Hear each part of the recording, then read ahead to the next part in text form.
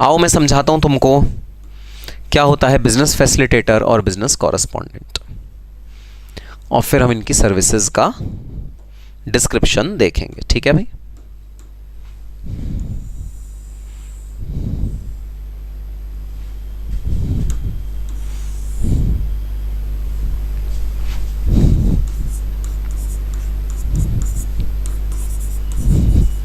देखो भाई, ये है एक बैंक, बैंक का नाम है HDFC बैंक। नाम तो सुना ही होगा, जी हाँ, one of the most successful private banks which the country has, one of the most efficient banks which the country has, and इसकी सर्विसेज आर टू गुड। मतलब मैं पर्सनल फ़ैन हूँ इस वाले बैंक का, मैंने बहुत सारे बैंक की सर्विसेज आज तक ली हैं, बट मैं पर्सनली HDFC बैंक का पर्सनल फ़ैन हूँ, because the kind of services that they give, the kind of customer care which they show, कोई और बैंक पूरे हिंदुस्तान में ऐसा नहीं है जो शो करता है जितनी एफिशिएंसी HDFC बैंक शो करता है अपने कस्टमर्स के साथ। ठीक है, तो अब HDFC बैंक के पास बहुत सारे काम हैं। क्या काम है भाई HDFC बैंक के पास? HDFC के बैंक के पास डिपॉजिट्स लेना है, चेक्स लेना है, क्लियरिंग करनी है कैश की, लोगों को कैश देना है, लोगों को लोन देना है, उनके डॉक्यूमेंट्स को प्रोसेस करना है, नए बैंक अकाउंट्स खोलने हैं जो लोग अपने दस्तावेज देते हैं। बैंक अकाउंट्स के अलावा डीमैट अकाउंट्स होते हैं, तरह तरह के और बैंक अकाउंट सर्विसेज होती हैं, सारी की सारी HDFC बैंक को फुलफिल करनी होती हैं। और कितने लोगों को कैटर करना पड़ता है भाई, लाखों लाखों लाखों कस्टमर्स होते हैं HDFC बैंक के पास, लाखों लोगों को कैटर करना पड़ता है और बहुत सारा काम होता है HDFC बैंक के पास। तो अब अपना नॉन कोर काम को परफॉर्म करने के लिए क्या होता है नॉन कोर काम? तो देखो, काम जो है ना वो दो टाइप के होते हैं, एक है कोर काम, एक है नॉन कोर काम। ठीक है, एक है कोर काम, एक है नॉन कोर काम। तो जनरली अगर हम सब भी अपने डेली लाइफ में देखें ना, तो हम लोग भी कई बार नॉन कोर काम को आउटसोर्स कर देते हैं, नॉन कोर काम को आउटसोर्स कर देते हैं। इसका क्या मतलब हुआ भाई?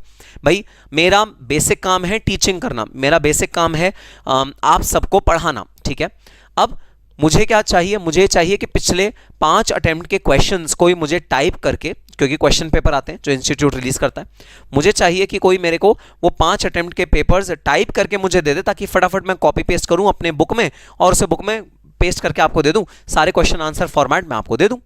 ठीक है, मुझे ऐसा भाई काम करना है। और दूसरा मेरा काम है इन चार्ट्स को बनाना। आप जो बुक पढ़ रहे हो उस बुक को भाई प्रॉपर्ली उसको फॉर्मेट करना, उस बुक के अंदर जो चीज़ें शॉर्ट करनी है उनको शॉर्ट करना, जिन चीज़ों को बड़ा रखना है उन्हें बड़ा करना, जहाँ पर बोल्ड होना चाहिए वहाँ बोल्ड करना, जहाँ अंडरलाइन होना चाहिए अंडरलाइन करना। एक मेरा ये काम है।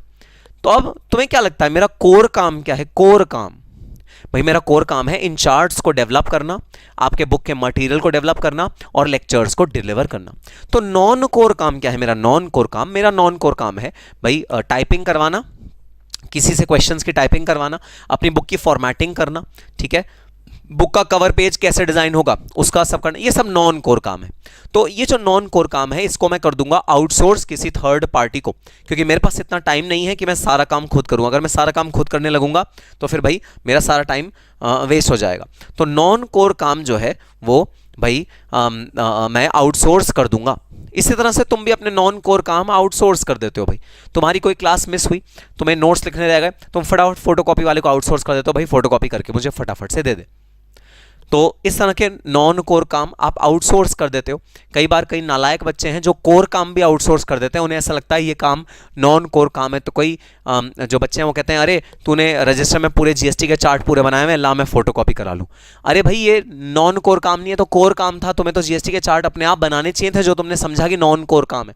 ये नॉन कोर काम नहीं है तो कोर काम है। तो गलतफहमी में मत रहना कि ये नॉन कोर काम है।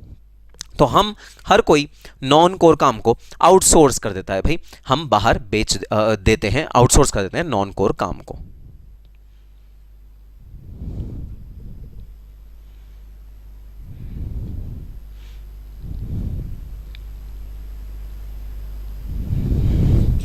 जो किसी और से कराने में काम चल जाता है, बिल्कुल इफेक्ट नहीं करेगा ज्यादा वर्क पे, बिल्कुल।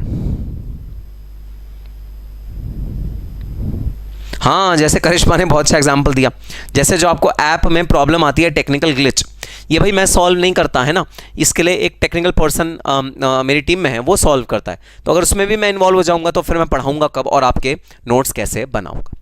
इसी तरह से सिमिलरली भाई जो बैंक के नॉन कोर काम होते हैं बैंक के जो नॉन कोर काम होते हैं, बैंक उन्हें किसे दे देता है? बैंक उन्हें दे देता है बिजनेस फैसिलिटेटर को, जिसे बोलते हैं BF। बैंक अपने नॉन कोर काम किसको दे देता है? बिजनेस फैसिलिटेटर को दे देता है, जिसे बोलते हैं BF। अब भाई BF के किस तरह के काम हो सकते हैं? BF के किस तरह के काम हो सकते हैं?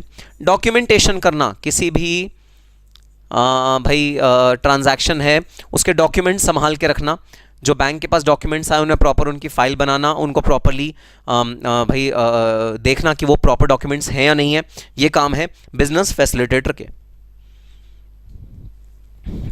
ठीक है। प्रोसेसिंग ऑफ लोन एप्लीकेशंस, भाई लोन एप्लीकेशंस को प्रोसेस करना, जो लोन की एप्लीकेशंस आई हैं उनमें एनालिसिस करना प्रॉपर, और भाई बैंक को बताना कि कौन सा लोन आप प्रोसेस कर दो, कौन सा लोन आप प्रोसेस मत करो। प्रोसेसिंग ऑफ लोन एप्लीकेशंस, ये एक और काम है जो बिजनेस फैसिलिटेटर करता है। और किस तरह के भाई हो सकते हैं काम? और भी भाई बहुत तरह के काम। Processing of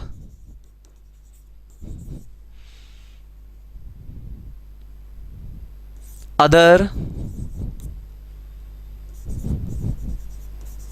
banking services application, कोई भी एप्लीकेशन आई भाई बैंकिंग सर्विस को प्रोवाइड करने की, उनको प्रोसेस करना, उनको एग्जीक्यूट करना, ये भी एक बिजनेस फैसिलिटेटर का काम हो सकता है।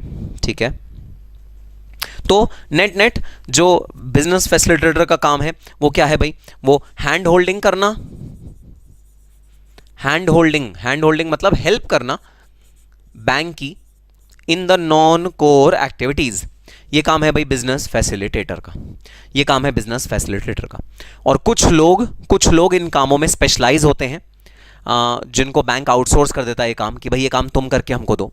और भाई सप्लायर ऑफ सर्विस कौन है? सप्लायर ऑफ सर्विस, अभी तुम बताओगे भाई सप्लायर ऑफ सर्विस कौन है इसमें, इस केस में सप्लायर ऑफ सर्विस कौन है ये तुम बताओगे, मैं नहीं बताऊंगा। ठीक है, बता दो जरा इसमें केस में सप्लायर ऑफ सर्विस कौन है?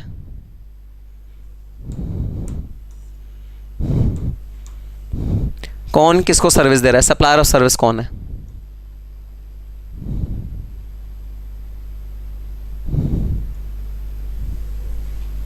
ठीक है। सो बिजनेस फैसिलिटेटर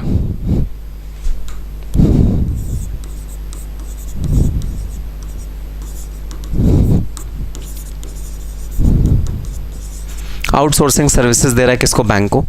और बदले में बैंक क्या दे रहा है?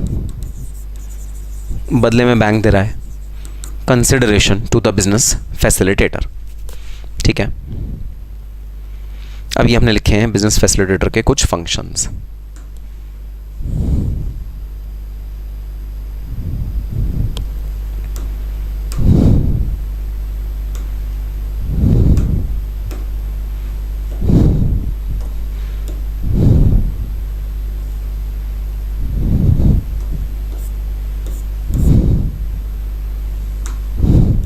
अब जरा चैट बॉक्स में मुझे लिख के बता दो इसमें सप्लायर ऑफ सर्विस कौन है?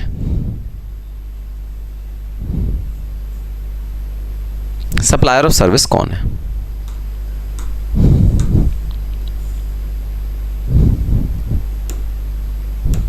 चैट बॉक्स में लिख के बता दो सप्लायर ऑफ सर्विस कौन है। Perfect, very good very good.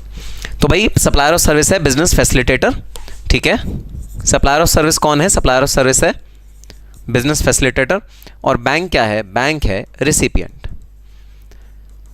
और बस बहुत सिंपल सी बात भाई, वही फॉरवर्ड चार्ज मैकेनिज्म अगर होता तो बिजनेस फैसिलिटेटर को जीएसटी पे करना पड़ता, लेकिन गवर्नमेंट कह रही है अरे सुनो बिजनेस फैसिलिटेटर, तुम तो कोई छोटे भाई पर्सन भी हो सकते हो, कोई बड़े पर्सन भी हो सकते हो, खैर तुम्हारा जो भी नेचर ऑफ साइज है, तुम्हारा जो भी भाई कैटेगरी ऑफ बिजनेस है, हम तुम्हें रिवर्स चार्ज मैकेनिज्म के अंडर डाल रहे हैं, और जो भी सर्विसेज तुम एचडीएफसी बैंक को दोगे उस पर जो जीएसटी होगा वो किसको पे करना पड़ेगा? जीएसटी पे करना पड़ेगा एचडीएफसी बैंक को।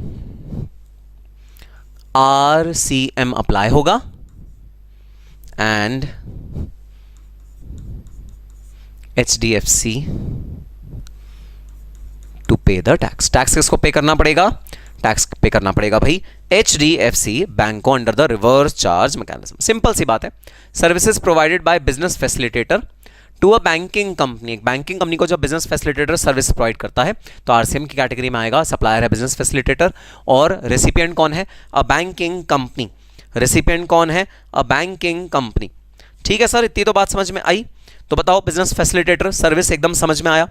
बिजनेस फैसिलिटेटर सर्विस एकदम समझ में आया? बहुत ईजी चीज़ है भाई, बहुत ज़्यादा ईजी चीज़। ठीक है, बताओ ज़रा एकदम समझ में आया? कोई डाउट है तो पूछो, नहीं तो हम चलते हैं आगे बिजनेस कॉरस्पॉन्डेंट पे। किस पे भाई? बिजनेस कॉरस्पॉन्डेंट पे हम लोग चलते हैं। बताओ ज़रा बात समझ में आई?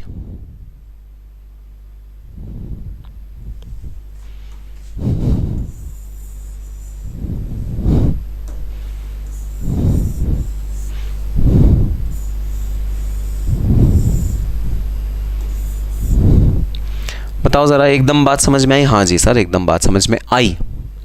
Perfect, very very good. चलो भाई, अब हम अगली सर्विस पे चलते हैं। अगली सर्विस का नाम है बिजनेस कॉरस्पॉन्डेंट। क्या नाम है अगली सर्विस का? Business correspondent. ठीक है, इसका एक और नाम होता है बिजनेस कॉरस्पॉन्डेंट का। पता है बिजनेस कॉरस्पॉन्डेंट का एक और नाम क्या? बड़ा मजेदार नाम है, बैंक मित्र। बैंक मित्र। बिजनेस कॉरस्पॉन्डेंट का एक और नाम है बैंक मित्र, मतलब बैंक फ्रेंड, बैंक का मित्र। ये दोस्त है भाई, जैसे तुम्हारे दोस्त हैं ना, जैसे रितेश और चंचल बहुत गहरे दोस्त हैं, वैसे ही ये है बैंक मित्र।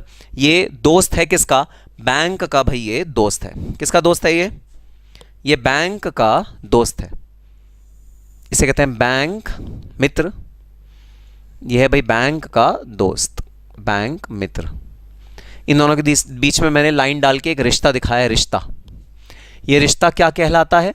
ये रिश्ता कहलाता है बैंक मित्र का रिश्ता। अब समझो क्या होता है ये बैंक मित्र या बैंक कॉरस्पॉन्डेंट। बिजनेस कॉरस्पॉन्डेंट क्या होता है, जरा ध्यान से समझो। बिजनेस फैसिलिटेटर कोई भी हो सकता है। हाँ साक्षी, बिजनेस फैसिलिटेटर कोई भी हो सकता है, कोई भी हो सकता है बिजनेस फैसिलिटेटर। इंडिविजुअल भी हो सकता है, कोई कंपनी भी हो सकती है, पार्टनरशिप फर्म भी हो सकती है, किसी भी तरह का कोई भी नेचर ऑफ ऑर्गेनाइजेशन होता है जो बिजनेस फैसिलिटेटर हो सकता है। हमें कोई टेंशन नहीं है, कोई भी होगा, उसको हम जीएसटी के परव्यू से बाहर रखेंगे। सारी लायबिलिटी बैंक पर ट्रांसफर कर देंगे कि बैंक तुम जो भी सर्विसेज फैसिलिटेटर ने बैंक को दिया, बैंक तुम इस पे जीएसटी पे करो। हम सारी लायबिलिटी बैंक को ही दे देंगे, हम ट्रांसफर कर देंगे सारी लायबिलिटी। ठीक है, अब बहुत ध्यान से समझना क्या होता है बिजनेस कॉरस्पॉन्डेंट। क्या मतलब होता है बिजनेस कॉरस्पॉन्डेंट? ठीक है, ओके।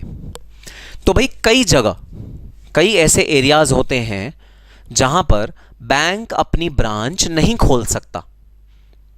सर रीजन ये कि भाई ये एरिया ऐसे हैं जहां पर या तो एडिक्वेट नंबर ऑफ पीपल नहीं है, इतने लोग ही नहीं है। अगर बैंक की ब्रांच खोलोगे तो भाई वहां पर एडिक्वेट नंबर ऑफ पॉपुलेशन, लोग तो होने चाहिए ना जो सर्विसेज लें। नहीं तो पता लगे जी बैंक की ब्रांच खोल ली, खूब सारा खर्चा कर दिया, मोटा रेंट 2 लाख रुपए महीने का जा रहा है, उसमें स्टाफ अपॉइंट कर दिया, उसमें एटीएम मशीन लगा दी, उसमें सर्वर लगा दिया, क्योंकि बैंक में सर्वर चाहिए होता है। फिर बैंक को ऑपरेट करने के लिए एक बहुत बड़ा तिजोरी चाहिए होती है, तिजोरी जिसे बोलते हैं वॉल्ट, VAULT। पता है उस वॉल्ट की जो दरवाज़ा होता है वो कितना मोटा होता है? लोहे का दरवाज़ा होता है, वो इतना मोटा होता है, वो इतना मोटा, जी हाँ, लोहे का दरवाज़ा, इतना मोटा दरवाज़ा होता है जो खोलने के लिए यूं पकड़ के पूरा पीछे खींचना पड़ता है। आप पूरा दम लगा दोगे, अगर कोई पतला दुबला सा हुआ तो वो तो हो सकता है उस पर लटक जाए, तो भी वो दरवाज़ा ना खुले। इस तरह का हैवी दरवाज़ा होता है वॉल्ट का, वॉल्ट बोलते हैं उसे, जहां पर कैश, ज्वेलरी, सारा मनी रखते हैं, बैंक के सारे इंपॉर्टेंट चीज़ें रखी जाती हैं, वो होती है वॉल्ट। तो पता लगा जी हमने खर्चा कर दिया एक ब्रांच खोलने में, और एक बहुत बड़ी ब्रांच हमने खोल दी किसी ऐसी जगह पे जहां ना तो पॉपुलेशन है ना इतने सारे लोग हैं कि भाई उस ब्रांच की कॉस्ट को जस्टिफाई कर पाएं। तो बहुत मुश्किल होता है हर जगह ब्रांच खोलना, ठीक है। और एक प्राइवेट बैंक के लिए जो कॉस्ट अपना कंसिडर करती है, उसके लिए हर जगह ब्रांच खोलना बड़ी मुश्किल की बात होती है। ब्रांच की इकोनॉमिक्स भी अच्छी होनी चाहिए। इकोनॉमिक्स मतलब क्या पैसा कमा के देगी ब्रांच हमें, या यूं ही खोल ली, ठीक है। तो अब क्या होता है, जिन जगहों पे इस तरह की ब्रांच नहीं खोली जा सकती, जिन जगहों पे बैंक कहता है नहीं भाई नहीं, इसमें इतने लोग नहीं है, जैसे अगर किसी एक गांव है उसमें मात्र 500 लोग या 600 लोग या 1000 लोग रहते हैं, अब वहां पर क्या ब्रांच खोलोगे भाई, उनसे क्या कमा लोगे, आपका खर्चा ज़्यादा हो जाएगा उस वाले गांव में ब्रांच खोलने से। तो बहुत सारे बिजनेस कंसिडरेशंस होते हैं, बहुत सारे भाई रीजंस होते हैं जिनकी वजह से कुछ एरियाज में बैंक अपनी ब्रांचेस नहीं खोलती। एसबीआई एकलौता ऐसा बैंक है, SBI state bank of India एकलौता ऐसा बैंक है जो ब्रांच खोलने से पहले बिल्कुल भी ये नहीं सोचता कि उस जगह से कमाई होगी या नहीं होगी, क्योंकि भाई नेशनलाइज बैंक है और भारत सरकार इंडिया के कोने कोने में अपनी सर्विसेज पहुंचाना चाहती है। तो एसबीआई के मैक्सिमम नंबर ऑफ ब्रांचेस हैं, एसबीआई के मैक्सिमम नंबर ऑफ एटीएम्स हैं, एसबीआई के मैक्सिमम नंबर ऑफ वेब है, web of network of branches. But ये हर बैंक के साथ पॉसिबल नहीं हो सकता, स्पेशली जो प्राइवेट बैंक होते हैं उन्हें अपनी प्रॉफिटेबिलिटी भी देखनी पड़ती है, उन्हें अपनी भाई अपनी फिजिबिलिटी भी देखनी पड़ती है कि इससे पहले वो ब्रांच खोलें। उससे पहले जैनब कह रही मतलब आप लटक जाओगे वॉल्ट खोलते हुए। नालायक, मैं कभी नहीं लटकता, मैं वॉल्ट एकदम खोल लेता हूँ, एक हाथ से ऐसे खोल लेता हूँ। मैं गया हूँ वॉल्ट के अंदर कई बार। मूवीज़ में तो ऐसे ओपन करते हैं जैसे हलवा। नहीं नहीं, ऐसा नहीं होता साक्षी, वॉल्ट बड़ी मुश्किल से खुलता है, क्रेन से उठा लेंगे। नालायक, ये बस ये उल्टी सीधी बातें सोचना तुम। झील में भी ब्रांच है उनकी। झील, कौन सी झील में ब्रांच है भाई एसबीआई की? ठीक है, तो अब ऐसी परिस्थिति में क्या किया जाए? ऐसी परिस्थिति में क्या किया जाए? ऐसी परिस्थिति में जो वो गांव है जहां पर 500, 600, 1000 लोग रहते हैं, क्या उसे बिना बैंकिंग फैसिलिटी के छोड़ दिया जाए? क्यों? क्योंकि भाई कुछ तो भाई डिपॉजिट्स आ सकते हैं ना वहां से, कुछ लोग तो लोन लेने के तैयार हो सकते हैं। ठीक है, आप वहां ब्रांच नहीं खोल सकते, ये बात मानी, आप वहां ब्रांच नहीं खोल सकते, लेकिन फिर भी भाई एटलीस्ट कुछ ऐसा कर सकते हैं जिससे कि वहां बैंकिंग सुविधाएं पहुंच जाएं। एक काम कर सकते हैं, समझो क्या काम कर सकते हैं, समझना। क्यों ना उस बैंक की पंचायत से कांटेक्ट किया जाए, उस हर बैंक में हर विलेज में उस गांव की पंचायत से कांटेक्ट किया जाए। हर विलेज में पंचायत तो होता ही होता है, क्यों ना उस बैंक की पंचायत से कांटेक्ट किया जाए। उस पंचायत को बोला जाए कि भाई देखो, आपका गांव इतना छोटा है कि इसमें हम वॉल्ट, अपना पूरा सिस्टम, कंप्यूटर, ये सब चीजें तो ला नहीं सकते, लेकिन हम एक काम कर सकते हैं, आपकी पंचायत कुछ लोगों को अपॉइंट कर दे और उन लोगों के थ्रू हम लोग आपके पूरे गांव के डिपॉजिट्स, बैंक डिपॉजिट खुलवा देंगे और उन लोगों के थ्रू वो सर्विसेज भी प्रोवाइड करवा देंगे जो सर्विसेज भाई हम लोगों को पहुंचाना चाहते हैं। आप हमें कुछ सेट ऑफ लोग अपॉइंट करवा दीजिए, दे दीजिए, और वो सेट ऑफ लोग एक सूडो ब्रांच क्या होता है? सूडो ब्रांच मतलब ब्रांच के जैसे ही फंक्शन करेंगे। हाँ, उनमें सारी सर्विसेज नहीं होंगी। ऐसा मत कहना कि जी मुझे डिपॉजिट भी चाहिए, मुझे लॉकर फैसिलिटी भी चाहिए, मुझे तो ये भी चाहिए, मुझे तो वो भी चाहिए। नहीं भाई नहीं, सारी फैसिलिटी नहीं होंगी, बट जो मोटी मोटी मेजर फैसिलिटी होती हैं वो हम उन्हें अवेलेबल करवा सकते हैं through that group of person, through that may be an NGO. कई बार भाई नॉन गवर्नमेंट ऑर्गेनाइजेशन होती हैं, जैसे उन गांव में अगर कोई एनजीओ वर्क कर रही है, ठीक है, लेडीज के उत्थान के लिए, विमेन के अपलिफ्टमेंट के लिए, या बच्चों के हेल्थ केयर के लिए वहां ऑलरेडी एक एनजीओ है जो ऑलरेडी काम कर रही है। तो बैंक हो सकता है उस एनजीओ को कांटेक्ट करे और उस एनजीओ को बोले, अरे सुनो एनजीओ, हम तुम्हें परमिट कर देंगे कि ब्रांच के जैसे ही तुम काम करो, लेकिन हम फुल फैसिलिटी तुम्हें नहीं देंगे, क्या तुम हमारे बिहाफ पे काम करने के लिए रेडी हो? ऐसे ही बैंक अपने मित्र बनाते हैं, इसलिए से बोलते हैं बैंक मित्र या बैंक कॉरेस्पॉन्डेंट। तो ये बिल्कुल बैंक जैसी ही भूमिका निभाते हैं, बट ये बैंक नहीं होते, ये इंडिपेंडेंट थर्ड पार्टीज होती हैं जो बैंक की सर्विसेज आगे मुहैया करवाती हैं, आगे इन सर्विसेज को दिलवाती हैं और लोगों को। सर, ये जो बैंकिंग सर्विसेज ये औरों को मुहैया करवाती हैं, इनको ऑथोराइज कौन करता है? इनको ऑथोराइज करता है बैंक इनको ऑथोराइज करता है बिजनेस कॉरेस्पॉन्डेंट्स को, जिन्हें बोलते हैं बैंक मित्र। और बैंक मित्र ये सर्विसेज मुहैया कराती हैं उन एरियाज में जहां पर बैंक की ब्रांच खोलनी संभव नहीं है। आईसीआईसीआई बैंक, एचडीएफसी बैंक वहां अपनी कभी भी ब्रांच नहीं खोलेंगे। ये कौन लोग हो सकते हैं? ये हो सकते हैं एनजीओज, ये हो सकते हैं सोसाइटीज, ये हो सकते हैं कोऑपरेटिव सोसाइटीज, ये हो सकते हैं कोई घर के लोग मिलके, पंचायत के लोग मिलके कोई फैसला करें कि हाँ भाई हाँ हमें एक बैंक मित्र हमारे गांव में खोलना है। कोई भी ऐसा आदमी जो ये बैंक मित्र को अपने गांव में खोलना चाहता है वो बैंक मित्र को खुलवा सकता है। अब ये जो बैंक मित्र है, हाँ ये बहुत अच्छा नाम बताया, डमी ब्रांच, ठीक है, डमी ब्रांच, ब्रांच के जैसे ब्रांच, ठीक है, बिल्कुल।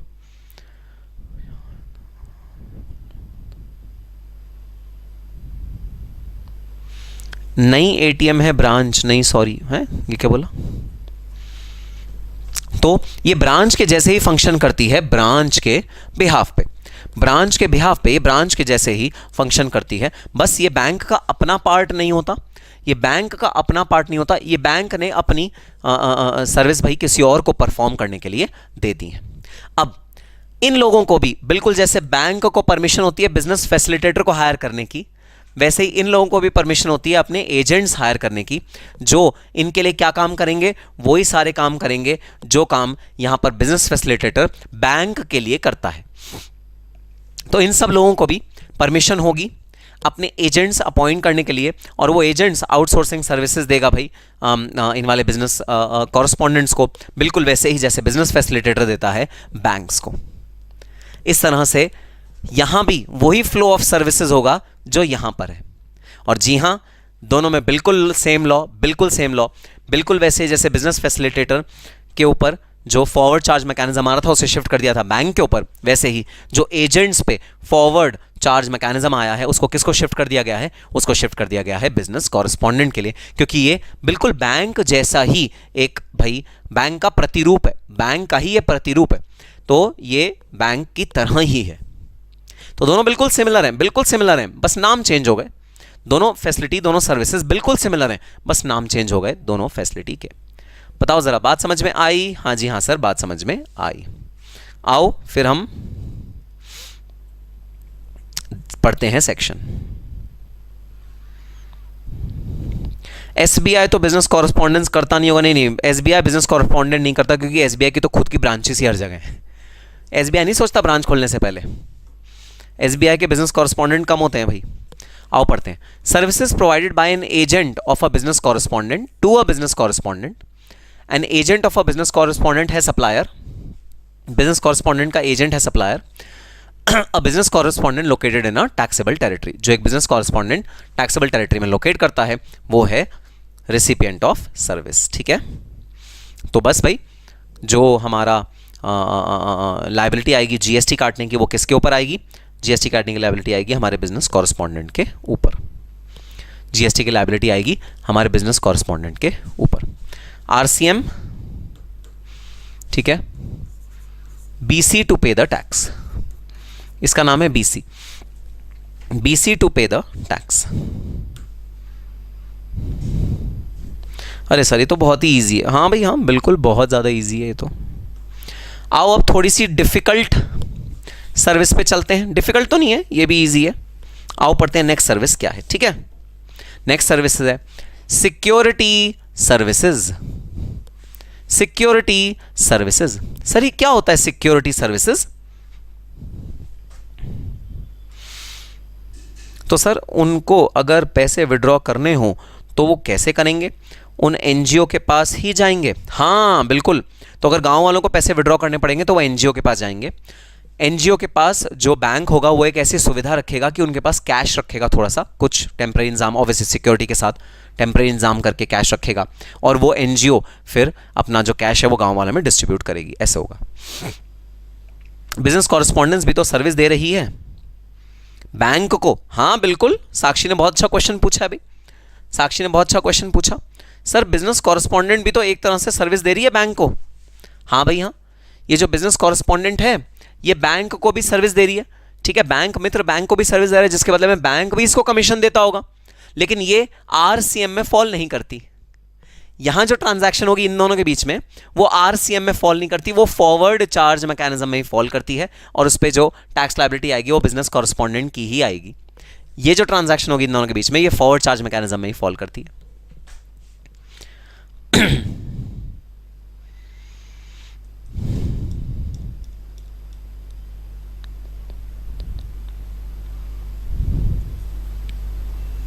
बिजनेस कॉरेस्पॉन्डेंट को इतना ज़्यादा काम होता नहीं होगा, फिर भी वो एजेंट रखते हैं।